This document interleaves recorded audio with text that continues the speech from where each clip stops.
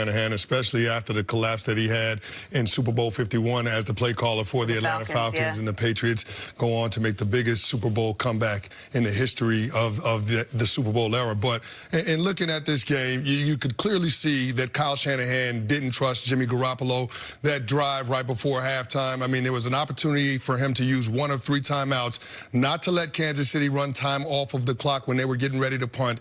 He elects not to do it. You could see John Lynch in the booth upstairs trying to signal timeout, and the fact that he didn't get it done, I think that just shows that Kyle Shanahan had no visions of his quarterback trying to lead a scoring drive before the half. Even when they got the ball, he decided that he was going to run it. Now, they did have an opportunity for a chunk play to throw to George Kittle, but they ended up getting called for OPI because he extended with his arm. And that even only happened because the Chiefs used a timeout. That happened because the Chiefs used a timeout. They were going to just run the clock down and take it into halftime if the Chiefs don't use a timeout. 100%. But I think in that moment you saw that Kyle Shanahan clearly doesn't trust Jimmy Garoppolo, and I think he's justified just based on the last drive that they had an opportunity to actually get back in the game. I mean, you're down 4, you get the ball back with 2:44. You end up getting the ball at midfield with 1:49 left.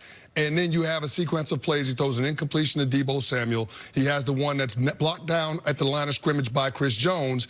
Then he gets pressured on a blitz from Steve Spagnuolo in that Chiefs defense, throws it up to Emmanuel Sanders. And to me, that was the game. That was the throw that we're waiting to see if Jimmy Garoppolo could make under duress in the big moment. It's got him. And he's got him wide open. He's got to step on those defenders, and he misses that throw. And then the next play, he takes a sack. It was a 4th down, which is inexcusable. And then you have a turnover on downs, and then Kansas City ends up scoring while they're trying to run out the clock. But to me, that was the moment that we were waiting on. That was the reason why Nick and I have been skeptical of the 49ers all season long. We didn't know that in the biggest moments whether or not Jimmy Garoppolo could deliver. And the whole story the entire week leading up to the Super Bowl was Jimmy Garoppolo is underrated as a quarterback. He's shown that he can come from behind. He got the highest QBR. He's got the highest QBR in the 4th quarter when trailing. All of that stuff, it's all nonsense. We knew it was all eyewash.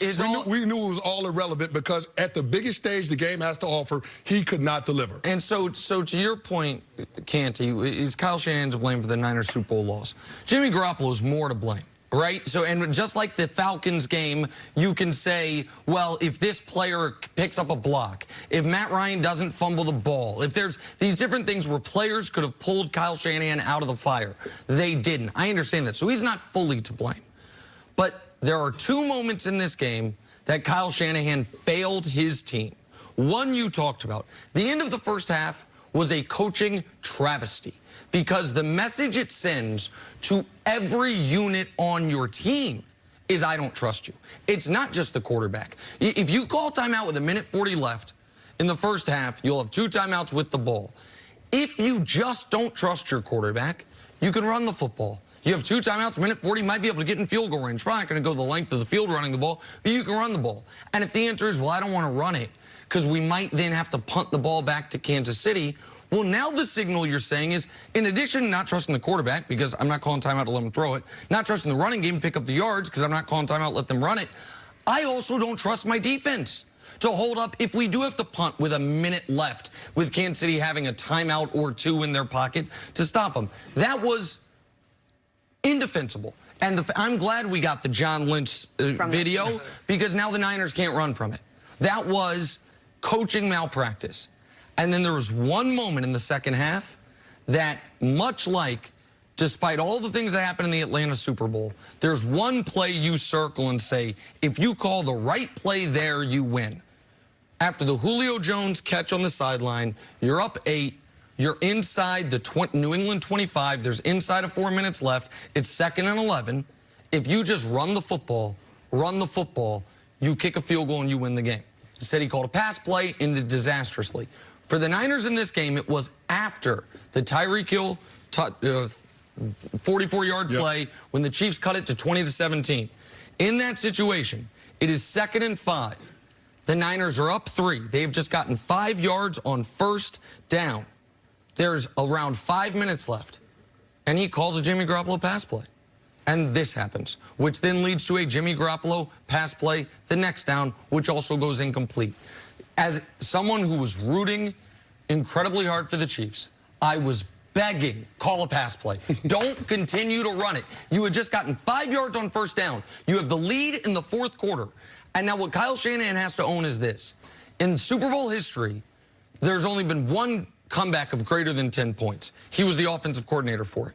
There's been there's been now 4 comebacks of exactly 10 points. He was the head coach for one of them. So the single biggest Super Bowl collapse and the next biggest Super Bowl collapse, he was the play caller for both of them. Canty, let me ask you a question. Is there anything to the fact that Kyle Shanahan was just crushed for being too aggressive in that Super Bowl when he lost to the Patriots? Way too aggressive instead of holding on to that lead. That he'd listened to so much of that leading up to this that maybe he flipped the page a little bit and was almost too conservative, at least at the end of the first half, saying, I'm not going to do what I did that time. I just want to hold on, go into halftime, tied at 10. Yeah, well, you have to go out there and win the Super Bowl. You can't try to avoid losing the Super Bowl. So to me, that give-up drive at the end of the first half was one of those things that you look at it and you say that was a wasted possession. And I don't know that you can afford to waste possessions in the biggest game because there is no game next week. This is it. It's all over with. So, I mean, if you have confidence in your team, more importantly, if you have confidence in your quarterback, I think you're a little bit more aggressive. But to your point, maybe Kyle Shanahan overcorrected the driver just a little bit. Maybe he has that in the back of his mind and he says, you know what, I want to be a little more conservative because I was criticized for being too aggressive in Super Bowl 51. But then in the fourth quarter, he made the exact same mistakes he made in Super Bowl 51. They ran 13 plays in the second half with the lead. They passed on 9 of them. You have 2nd and 5 with the lead. You are 6 first downs away. That's the math. 6 first downs away from being able to take knees. Probably not going to get 6 first downs. You get a touchdown, the game's over anyway. You get a field goal with if you take time off the clock. Chiefs then have to drive the field. You cannot call a pass play on 2nd and 5 when you've just run for 5 yards with Jimmy Garoppolo as your quarterback. You can't do it because those are the things that happens. Like, these are the singular moments. And you do wonder a bit, that monkey is now off Andy Reid's back, right? The best offensive mind in football, but can't get it done in a big game. I wonder who can take that title. The best offensive mind in football, but game management stuff.